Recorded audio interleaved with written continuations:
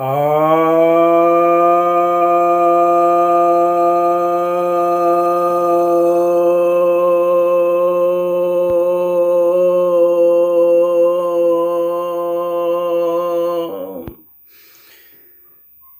भक्तजनों को सप्रेम नमन। आप सभी भक्तजनों को दीपावली की बहुत बहुत बधाई और शुभकामना। भक्तों, आज हम लोग दीपोत्सव मनाते हैं ज्ञान का दीप जलाने के लिए, और जो बुरे कर्म हैं उसे छोड़ करके अच्छे कर्म करने के लिए, शुभ सत्य और न्याय की जीत के लिए हम लोग लगातार कामना करते हैं। और इसी में हम लोग महालक्ष्मी जी की भी पूजा करते हैं कि हमें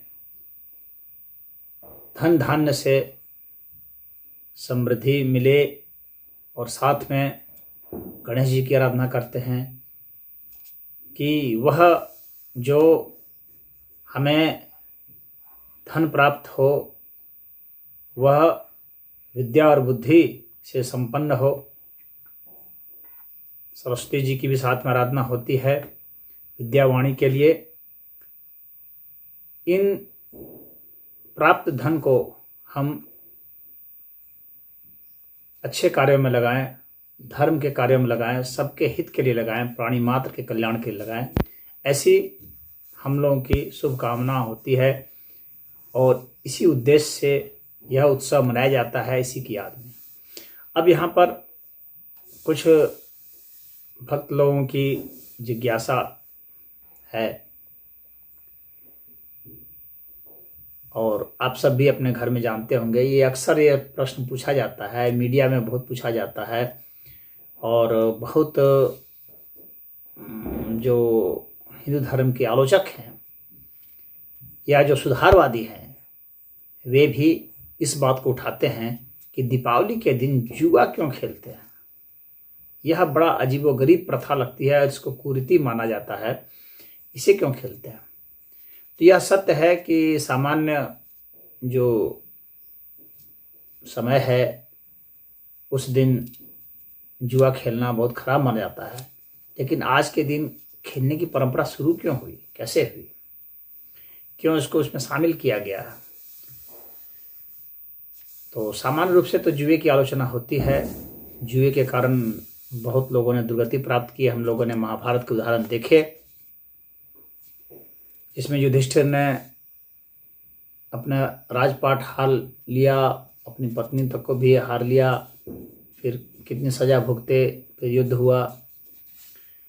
उसी तरह से रुकुम जो था उसने वैसा ही खेल खेलना चाहा बलराम के साथ, उसे भी इसी तरह से जुआ में हराया, लेकिन बलराम युधिष्ठिर नहीं थे, उन्होंने उल्टे उसका कत्ल कर दिया और कहा कि जुए के ताकत से राज नहीं जीता जाता है, राज बल से जीता जाता है, छल से नहीं। और तुम्हारे जैसे जुआरियों का हम पूरे देश से सफाया कर देंगे। और बहुत लोगों का कत्ल किया था बलराम ने उस दिन, उसी के महल में उसको मारा था। तो ये जो हमने महाभारत से जो उदाहरण हैं जुए के, तो अब यह जो जिज्ञासा उठी है कि क्यों खेलते हैं, तो यह आपको मैं बता दूं कि आज के दिन, दीपावली के दिन, जुआ खेलने की प्रथा का मुख्य ध्येय क्या है। जुआ को बुरा क्यों मानते हैं, पहले यह समझ लिया जाए। जुआ को बुरा इसलिए माना जाता है कि मनुष्य बहुत मेहनत से कमाई करता है, एक गणित के हिसाब से कमाई करता है, और उस कमाई में सिर्फ उसका ही नहीं, उसके पूरे परिवार का सपोर्ट होता है, पूरे समाज का समर्थन होता है और समाज के विकास के लिए, परिवार के समर्थन के लिए, परिवार के पालने के लिए ही धन होता है। तो उस धन का एकाधिकार उस व्यक्ति को प्राप्त नहीं है जिसने उसे कमाया कि वह उसे उड़ा दे, बिना दूसरे की इजाज़त के, और अपने को नाश की ओर ढकेल दे और फिर परिवार को पालने में उसे आफत आ जाए, क्योंकि ऐसी आदत रहेगी तो ऐसा होगा। और जो जुआ खिलाने वाले लोग हैं, धूर्त लोग हैं, जो छली हैं, कपटी हैं, वे उससे सारा ठग लेंगे। तो जो सीधे साधे लोग हैं, अच्छे लोग हैं, वे ठग लिए जाते हैं धूर्त लोगों के द्वारा। और लालच तो सभी में है, तो वह लालच इतना ज़्यादा बढ़ जाता है कि मनुष्य ज़्यादा तेज़ी से ज़्यादा पाने के चक्कर में जुआ, सट्टा, इसमें पैसा लगा देता है। और फिर जो सामान्य जन है, जो उतना चतुर नहीं है इन खेलों में, उनसे ये ठग लोग हैं बहुत पैसे कमा लेते हैं, ये पैसे वाले हो जाते हैं और ये बेचारे गरीब हो जाते हैं। तो गरीबों की रक्षा के लिए, सामान्य लोगों की रक्षा के लिए, और सबका सम्मान रहे, परिवार सही ढंग से चले, इसके लिए ज़रूरी है कि इस जुए को प्रतिबंधित किया जाए। हालांकि पहले भारत सरकार में भी इसका प्रतिबंध नहीं था, कानून से अलाउ था, लोग जुआ खेलते थे। बाद में इसको बंद किया गया, लॉटरी भी बंद की गई। तो हालांकि कुछ राज्यों में लॉटरी चल रही है, क्योंकि लॉटरी जो है राज्य सरकार का विषय है।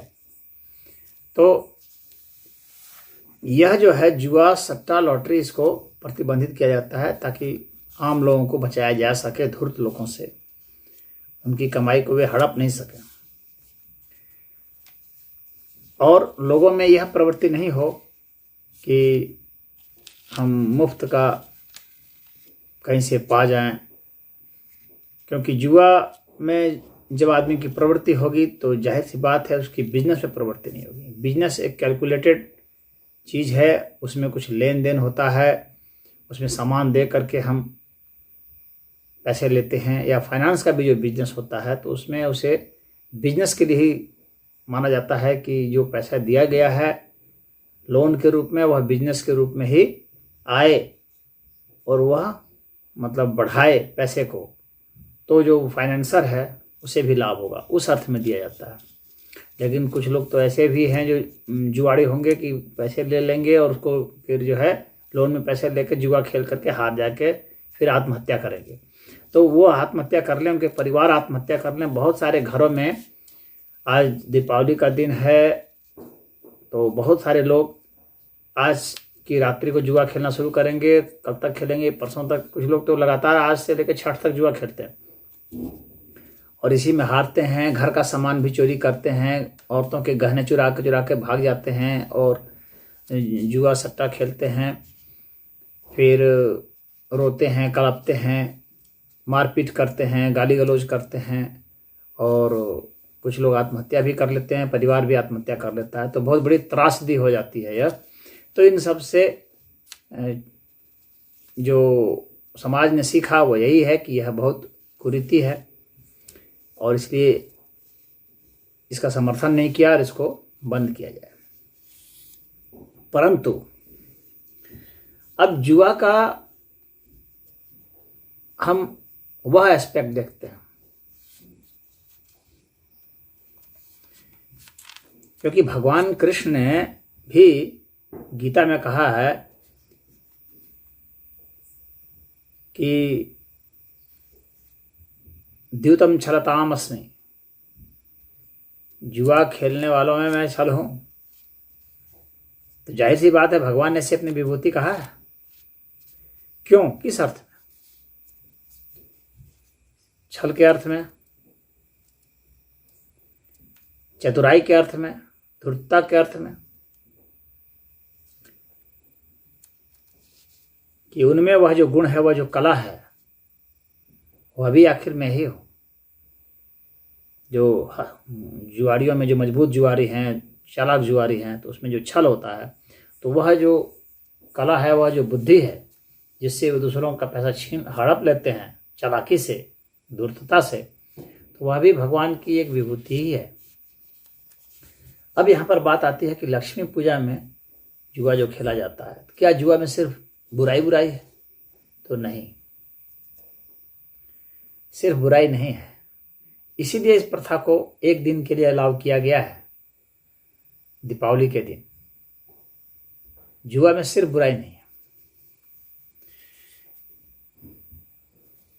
अब आप देखेंगे, जैसे कि कोई ठग है, वो आपके यहाँ से कुछ ठग के ले जाता है, तो आपके पैसे तो ले गया ठग के लेकिन उसने आपको कुछ सिखाया, उसने आपको एक बुद्धि सिखाई। तो जो छलिया होते हैं, ठग होते हैं, वो आपको एक बुद्धि सिखाते हैं। आज पूरे विश्व में जो एथिकल हैकर्स हैं, उन्हें भी हायर किया जाता है, क्योंकि जो समाज के नकारात्मक लोग हैं, चाहे बदमाश हैं, चाहे जुआरी हैं, चाहे चोर हैं, चाहे डकैत हैं, चाहे साइबर क्रिमिनल्स हैं, जो भी हैं, आपको यह तो मानना पड़ेगा कि उनके पास एक तीक्ष्ण बुद्धि है, जिसके दम पर वे बड़े से बड़े बुद्धिमानों को मात कर देते हैं, बड़े से बड़े विद्वानों को मात कर देते हैं, बड़े से बड़े प्रशासनिक कवायद को चकमा दे देते हैं। तो आम जनता यदि उनके साथ संबंध नहीं बनाए, बिल्कुल संबंध से कट जाए, तो क्या होगा? वे आम जनता को आसानी से चकमा दे देंगे। और उनके पास जो कला है, जो बुद्धि है, वह आम जनता के पास आए, आम जनता सीखे। कला सीखना कोई बुराई नहीं है। आप जितने धूर्त लोगों से आपका पाला पड़ेगा, आप भी उतना समझदार बनते हैं। उस विद्या का आप बढ़िया से उपयोग कर सकते हैं। अगर आपकी नीयत सही है तो आप अच्छी दिशा में ले जा सकते हैं। तो चोरों की बुद्धि, दुष्टों की बुद्धि, इन सब की बुद्धि को भी जानना बहुत जरूरी है। तभी आप उसके हिसाब से काउंटर स्ट्रेटेजी बना सकते हैं। तभी आप एक योजना बना सकते हैं कि कैसे इनको मात किया जाए, कैसे सकारात्मक दिशा की ओर हम मोड़ सकते हैं उस धारा को, समाज की उस दिशा को। तो हम बुराई को भी अच्छाई में कैसे बदल सकते हैं, कहाँ कहाँ हमारे में कमियां हैं, हमारे सिस्टम में कहाँ दोष है कि भ्रष्टाचारी जो है भ्रष्ट करने में सफल हो जाता है। तो जाहिर सी बात है कि हमें उसकी प्लानिंग, उसके तौर तरीके हमें जानना जरूरी है। जब हम जानेंगे, चोर के माइंड को जानेंगे, तो ही पुलिस योजना बना सकती है। एक अच्छा पुलिस वही है जो चोर के लिहाज से सोचता है, उनसे पाला पड़ता है, उनके गुणों को सीखता है, तब जाकर के वो उसका काउंटर कर सकता है। तो यह जरूरी है कि जुआरी के छल को आप सीखें, जानें कि कैसे वो छल करता है। और इसके लिए जरूरी है कि उसके साथ एक दो हाथ खेला जाए, तो आप सीख सकते हैं, जान सकते हैं कि कैसे छल होता है, कैसे किया जाता है, कैसे आपको ठगा जा सकता है, कैसे ठगा जाता है। तो आप सावधान रह सकते हैं। बाकी समय में 365 दिन में 364 दिन आप सावधान रह सकते हैं। एक दिन आपको उसके साथ इंटरेक्शन करना पड़ेगा, तो आप जान सकते हैं। या कोई जरूरी नहीं है कि उनके साथ, या उनके जैसे कुछ लोग हैं जो उतने धूर्त नहीं हैं, आप इंटरेक्शन करेंगे तो उनके गेम प्लान को आप समझ सकते हैं, तब आप अपनी योजना बना सकते हैं। इस लिहाज से ठीक है। यह तो हुई सामाजिक बात। अब आपको वह बात बताता हूं जो इससे भी ज़्यादा महत्वपूर्ण है, और वह यह है कि यह जिंदगी एक जुआ है। इसमें बहुत सारी चीज़ें दांव पर लगी हैं। अगर आप जिंदगी को उस जुए के लिहाज से देखते हैं तो आप पाते हैं कि जिंदगी इतनी सरल नहीं है। यहाँ पर पग पग पर छल है, कपट है, धोखा है। आपको सीखना है। इसीलिए भगवान ने कहा था कि मैं छल हूं। क्योंकि ज़िंदगी आपको जीना है तो आपको पग पग पर जो आपको धोखे मिल सकते हैं, यदि आप वहाँ सीखे नहीं रहेंगे तो आप मात खा जाएंगे, आपकी ज़िंदगी चली जाएगी, आप मृत्यु के आगोश में चले जाएंगे।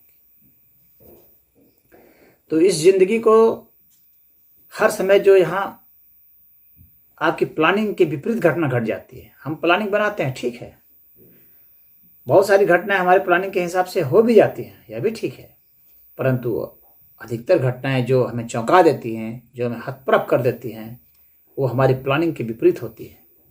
उसका प्लानिंग हम नहीं बना पाते हैं, हमारी प्लानिंग में कहीं कुछ कमी होती है। तो वहाँ पर ज़िंदगी हमें लगता है कि यह तो एक जुआ है, कभी एकाएक हमें कहीं लाभ हो जाता है, कहीं नुकसान हो जाता है, जिससे हम बहुत उम्मीद करते हैं उससे वही हमें धोखा दे देता है। जिसे हम पालते पोसते हैं, हमारे लड़के हैं, वही हमें छोड़ के भाग जाते हैं।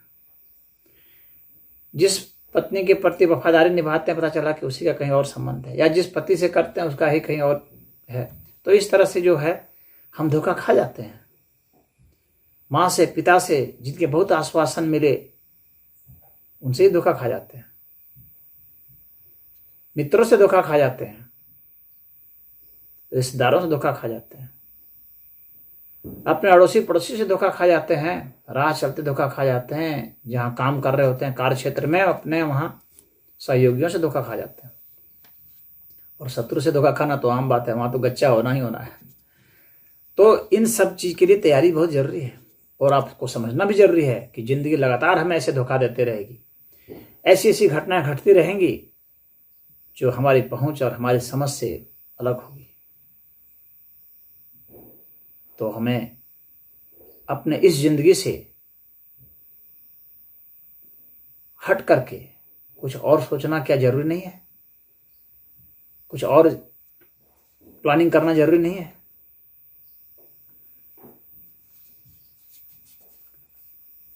जुआ वे खेलते हैं, आप देखेंगे, जो बहुत लोभी होते हैं। और सबसे बड़ा लोभ क्या है? कि हमारा यह जीवन चलता रहे। आखिर संसाधन हमें किस लिए चाहिए? कि हमारा यह जीवन चलता रहे। लेकिन यह जीवन कब तक चलेगा, कहाँ तक चलेगा? तो हम उस अनंत जीवन के लिए क्यों न अपने को तैयार करें? हम अपने उस आध्यात्मिक जीवन की यात्रा क्यों न शुरू करें? ये जो छोटे छोटे संसाधन हैं, जिसके लिए हम इतना परेशान हैं, जो हमें ज़्यादा समय तक की आयु नहीं दे पाते हैं, 50, 60, 70, 80, 100 वर्ष तक की आयु दे पाएंगे, इनके लिए जब हम इतनी इतनी चीज़ों को दांव पर लगाते हैं, इतना परिश्रम करते हैं, इतनी बुद्धि लगाते हैं, समय शक्ति लगाते हैं, तो हमें क्या इस जीवन के बाद का जो जीवन है या हो सकता है, क्या उसके शोध पर हमें नहीं ध्यान लगाना चाहिए? क्या हमें और आगे के जो जीवन है उसके विषय में नहीं सोचना चाहिए? या जो हम पीछे छोड़ा है उसको नहीं सोचना चाहिए? या अभी हम जो हैं वर्तमान में, हम क्या हैं, कैसे हैं, कितना हैं, क्या इस पर नहीं विचार करना चाहिए? और हमारे में जो जो संभावनाएं हैं, क्या उस पर विचार नहीं करना चाहिए? क्या हमें दांव नहीं लगाना चाहिए? दांव तो लगाना ही पड़ेगा। आप अगर कुछ न कुछ दांव पर नहीं लगाएंगे तो आपको गेन होगा कहाँ से? इस समय हम कैलकुलेशन तो करते हैं, क्या जुआ में कैलकुलेशन नहीं होता? होता है। कैलकुलेशन करके दांव पर लगाया जाता है। इंट्यूशन नहीं होता, इंट्यूशन का प्रयोग होता है उसमें यह भी सिखाया जाता है, क्योंकि जब हम जुआ खेलते हैं तो हमारी इंट्यूटिव कैपेसिटी बढ़ जाती है। तो हमारी जो संवेदना है अनुमान लगाने की, दूसरे को गेस करने की कि उसके पास क्या है क्या नहीं, या अगर अलग अलग तरह के पासे होते हैं, इसे खेलते हैं, तो इस बार क्या आ सकता है, क्या हम अपने मस्तिष्क से उन पासों को प्रभावित कर सकते हैं? जो बहुत अच्छी साधना कर सकते हैं वे कर सकते हैं, क्योंकि विचार चेतना जो है, धारणा जो बहुत प्रगाढ़ जब होती है, तो धारणा में शक्ति होती है कि उसको वैसा दिख जाए। बहुत अच्छे जो जुगाड़ी होते हैं वे इतने जबरदस्त धारणा वाले होते हैं कि आपके पत्ते कुछ और होंगे और वह जो जैसा चाहेगा वैसा दिखेगा, या उसके पत्ते कुछ और होंगे और वह जैसा चाहेगा वैसा दिखेगा। यानी उसके पास साइकिक फोर्स होता है। तो अगर उसके पास साइकिक पावर है तो वो ऐसा दिखा सकता है, या अगर उसके पास धूर्तता है, छल कपट है, जादूगरी है, तो वो दिखा सकता है। तो इन सब चीजों का प्रयोग होता है संसाधनों के लिए, जीतने के लिए। कोई हारने के लिए वहां नहीं जाता है, सब जीतने के लिए आते हैं, लेकिन हारते भी तो है। तो इस जिंदगी में हम बहुत दांव लगाते हैं, कभी सफल होते हैं, कहीं असफल होते हैं। जहां हमें लगता है कि हम जीत गए, फिर पता चलता है कि वहां हम हार हो गई। अब इसके बाद हम यह सोचते हैं कि जो जुआड़ी होते हैं वो बहुत साहसी भी होते हैं, क्योंकि अपने पुरुषार्थ से, अपनी मेहनत से कमाई हुई कमाई को वे दांव पर लगाते हैं। तो इसमें साहस भी दिखलाना पड़ता है। यह जिंदगी एक ऐसा चीज है जहां पर आपको अननोन में जंप करना है। कल क्या होगा हमें नहीं पता, जुआ ही बतलाती है कल क्या होगा हमें नहीं पता। अभी क्या होने वाला है 1 मिनट बाद नहीं पता। दांव लगाओ, तेरे फेवर में होगा कि तेरे खिलाफ होगा। तो इस जिंदगी में भविष्य में क्या हो जाए कुछ नहीं पता। आपको दांव लगाना है, सीखना है दांव लगाना अपने को। हाँ, आप कैलकुलेशन कीजिए, अनुमान लगाइए, अपनी भावना को लगाइए, अपनी साधना को लगाइए, और उसके बाद आप अपने पास से फेंकिए, अपने पत्ते खो दिए। यह जो है, यह 1 दिन के लिए ट्रेनिंग दी जाती है, इसलिए कि तुम देखो कि जो तुम ये जो खेल है, यह जीवन इसी तरह से जुआ ऐसा खेल है। और इसलिए भी कि यह जो धन है जिसके लिए लोग इतना परेशान होते हैं, ये माया, यह एक खेल है। इसे तुम समझो, इस माया के लिए तुम्हें मरना नहीं है, यह खेल है, यह दांव लगाना है, क्योंकि इसको तो छूट ही जाना है। अंत में तो तुम्हें हार जाना है इस माया से, और तुम्हें फिर प्रस्थान कर जाना है। तो इस माया का तुम उपयोग कर लो कि तुम जीवन और मरण इन दोनों से उपराम हो जाओ, ऊपर उठ जाओ।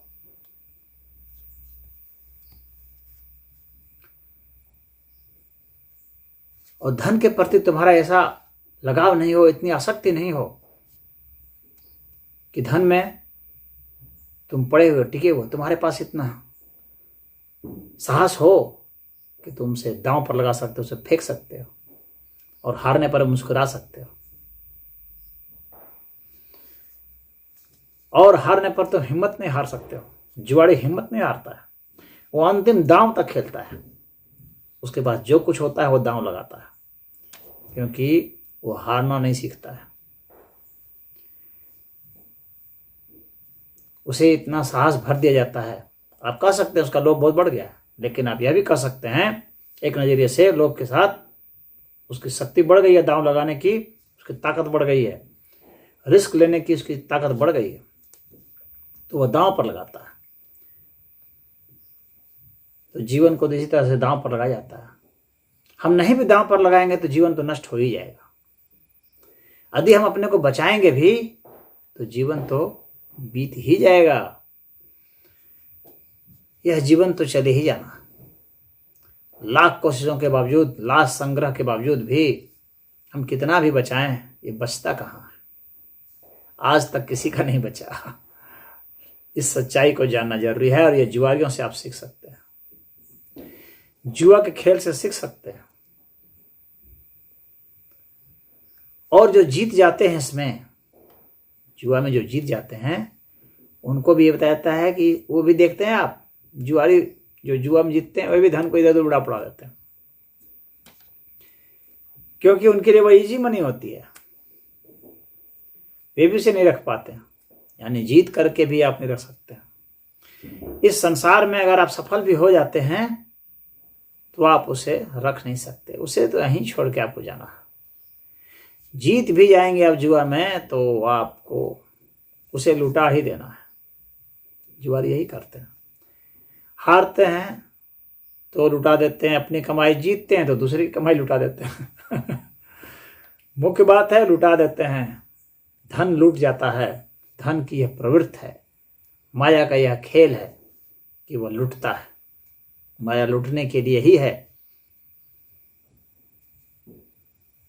इस चीज को आप अपने दिल से समझ सकें, इसलिए जुआ की प्रथा है।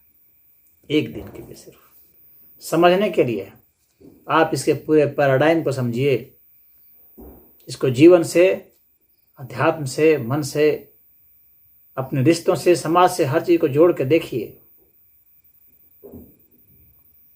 तो आपको लगेगा कि जुआ बहुत कुछ सिखाता है। सीखने वाला चाहिए। इसलिए इस प्रथा को बैन नहीं किया गया, प्रतिबंधित नहीं किया गया हिंदू शास्त्रों में। हाँ, इसकी आलोचना अन्य समय में है, अवश्य है, होनी भी चाहिए, परंतु इससे सीखने जैसी बात भी है। और यह चूंकि यह खेल है, यह एक आजीविका नहीं है, बिजनेस नहीं है, यह क्या है, एक खेल है। तो इस खेल को आप समझें और खेल के हिसाब से अपने जीवन को भी खेल बना लें और अपने जीवन के खेल को समझें और इस खेल को उसमें लागू करें। तो आज इतना ही। दीपावली की बधाई हो। जुआ चाहे आप 5 रुपये से खेलिए या 10 रुपये से या 500 या 5 लाख से या 5 करोड़ से, आपके लिए जो स्पेयर हो सकता है उससे खेलिए और सीखिए। यह एक कला है, यह एक खेल है, गेम है। और गेम इसलिए होता है, गेम का एक पहलू तो मनोरंजन होता है। और आजकल कुछ लोगों ने किसी भी गेम को एक आजीविका भी बना लिया है, जो उसमें लगातार लगे। लेकिन मूलतः खेल इसलिए है कि आप उसको एंजॉय करें, आप उससे कला सीखें और उसमें जो सीखे हैं उसको अपने जीवन में उतारें, इसलिए है। तो इस जुआ को आप खेलने के अर्थ में, सीखने के अर्थ में और माया को समझने के अर्थ में, क्योंकि बाकी दिन आपको पैसे के ऊपर पकड़ होती है। आज पैसे पर पकड़ थोड़ी ढीली करेंगे तो आप देखेंगे कि पैसे का गेम क्या है, उससे आपके मन में उसके प्रति आसक्ति कैसी है और वह एक गेम के रूप में कैसा है। पैसा एक कैसे खेल है, माया कैसे खेल है, लक्ष्मी एक खेल है। आप उसको, इस चीज को महसूस करें और फिर देखेंगे कि हम जुआ को जितना बुरा समझते हैं वाकई वो उतना बुरा भी नहीं है। ओम